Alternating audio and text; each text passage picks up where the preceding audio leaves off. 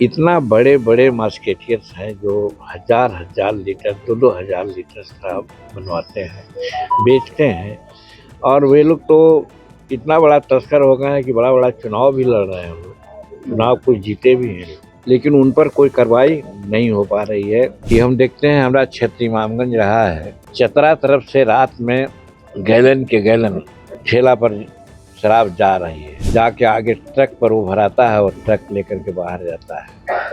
उस पर कोई एक्शन नहीं होता है। लेकिन जो मजदूर वर्ग का आदमी है, काम करके आता है, 50 ग्राम पी लेता है या 100 ग्राम पी लेता है और उसको ब्रेथ एनालाइजर लगाते हैं, तो स्वाभाविक है कि वो दारू पिया हुआ है और उसको आप जेल भेज देते हैं।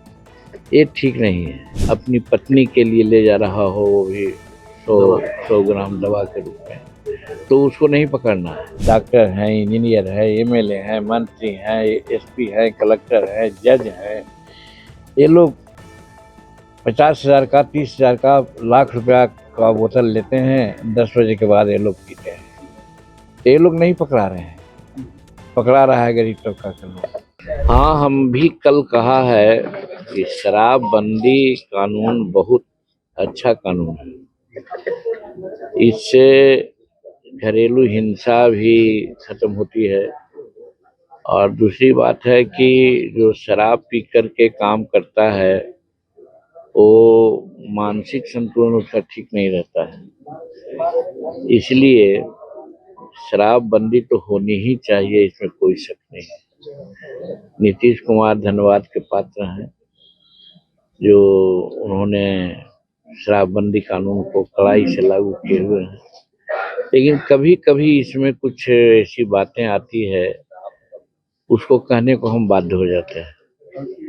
जो तीसरी समीक्षा किया नीतीश कुमार जी ने, वो मेरे ही कहने से उन्होंने किया था। हमने ये कहा था कि कंटेनर के कंटेनर लाखों लीटर जो ले जा रहा है स्मगलर, उसको पकड़ना जरूरी है।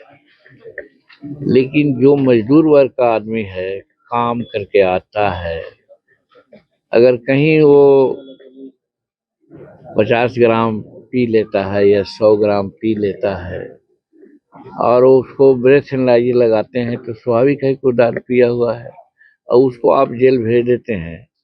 ये ठीक नहीं है। तो इसीलिए उन्होंने ये कहा कि जो शराब पी करके जा रहा हो, उसको नहीं पकड़ने की जरूरत है। या अपनी पत्नी के लिए ले जा रहा हो, वो भी 100 ग्राम दवा के रूप में, तो उसको नहीं पकड़ना है। लेकिन जो वर्तमान प्रशासन है,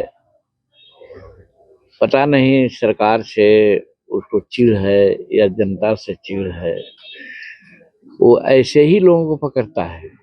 जो पी जा रहा है तो उसको ब्रेथ एनालाइजर लगाएगा, तो स्वाभाविक है कि ब्रेथ एनालाइजर लगाएगा तो वो तो पिए हुए रहेगा, तो उसको भेज देता है थाना में।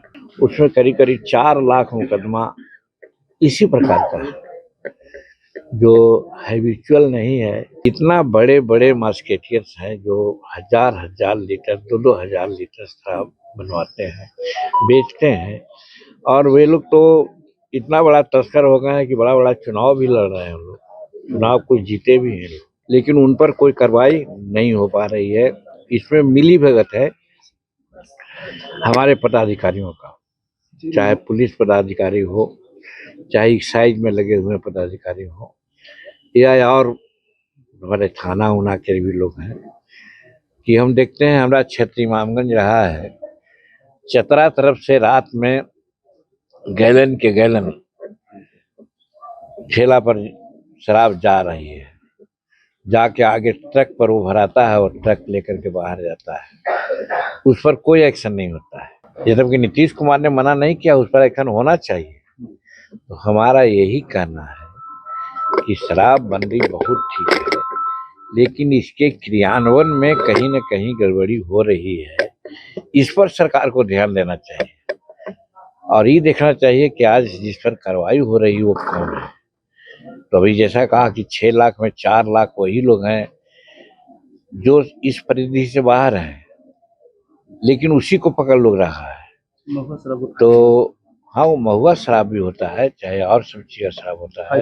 एक चीज़ है, तो उसमें हम बताना चाहते हैं, तो उन लोगों को पकड़ना चाहिए लेकिन उनको न पकड़ते हैं, एक चीज़। और शराबबंदी के नाम पर एक बात और हो रही है जिसकी चर्चा आप कर रहे हैं।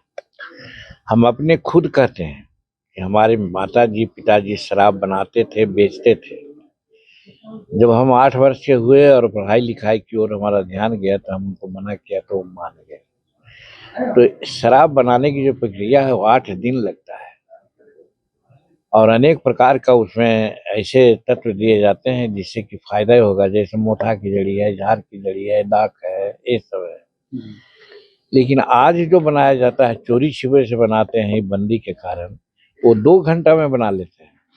उसमें नौशादर है तो यूरिया है तो गाय पहनाने वाली दवा है, डाल देते हैं और वो प्योर इंजूरियस होता है और इस चीज को गरीबे लोग ये करता है, सेवन करता है। अब यही कारण है कि हमारे गरीब लोग का हेल्थ चौपट हो रहा है, इसकी लॉन्गेविटी भी समाप्त हो रही है।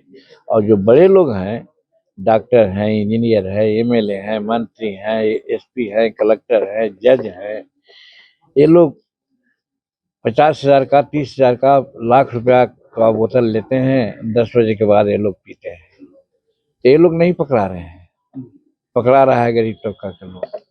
तो इसी पर मेरा कहना है कि शराबबंदी बना है ठीक है, लेकिन जो क्रियान्वयन हो रहा है, क्रियान्वयन में जरूर पारदर्शिता होनी चाहिए और जो इसका मस्केटियर्स है, तस्कर है, उसको पकड़ना चाहिए, लेकिन उसको राजनीतिक पैट्रोनाइजेशन मिल रहा है। वो एमएलए का चुनाव लड़ रहा है, वो 10-10 करोड़, 20-20 करोड़ टिकट खरीदता है और चुनाव जीतता है।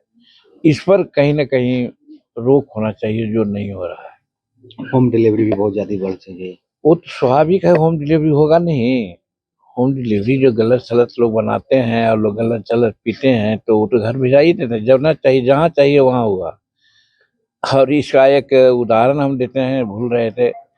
हमारा घर है खियसराय में, थाने के नज़दीक बनाए हुए हैं। थाना के नज़दीक एकदम उसी चौहद्दी के अंदर।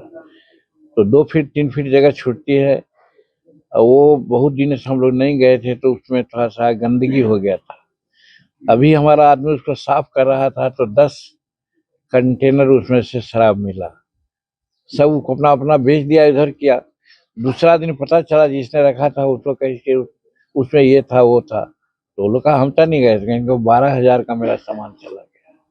तो थाना के नज़दीक में इस प्रकार की बात होती है, तो नीतीश कुमार आवेंगे इसको रोकने के लिए? तो जो मुलाजिम है, जो कर्मचारी है, उसको कम से कम संवेदनशील होना चाहिए, जो नहीं हो रहा है। दूसरे जगह की बात छोड़िए ना, झलास में तो गाड़ के पानी में तो बालू में रखता है वो लगा। थाना के नज़दीक, हमारे घर के नज़दीक, हमारे कोल्हट्टी में वो रखा हुआ था। आश्चर्य यही हुआ कि अगर उसको होता तो कहीं कहता कि जीतन मांझी ही उसमें रखे हुए थे, ऐसा न कह देता कोई लोग।